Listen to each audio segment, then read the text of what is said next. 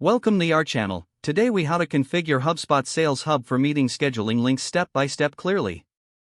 Open your HubSpot account. Navigate to the sales dashboard. Locate the meetings option in the main menu. Click on meetings to access the settings. Select scheduling from the drop-down menu.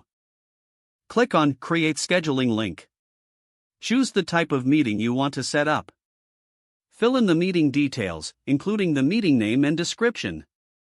Set the meeting duration according to your needs.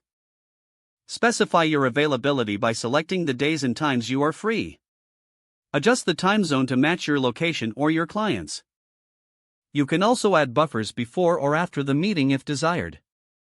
Customize the link by adding a custom URL if preferred. Review any additional settings, such as including a welcome message. Once satisfied, click on Save to create your scheduling link. You will then see the link generated for you. Test the link to ensure it works properly. Now, share the meeting link with your contacts as needed. Monitor scheduled meetings through the HubSpot dashboard. Make adjustments to your availability and settings as necessary. If the page does not load, refresh the browser or try again in a private or incognito window.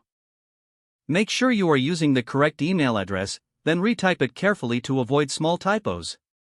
If your password is not accepted, use the reset option and create a new strong password you can remember. Check your spam folder for verification or security emails, then complete any requested confirmation steps. Enable two-factor authentication if available to improve account security and reduce unauthorized access risk. After signing in, review your profile details so your contact information and settings are accurate and current. If you see an error message, note it down and try again after restarting your device and internet connection. Log out when you finish, especially on shared devices, to keep your account and payment information secure.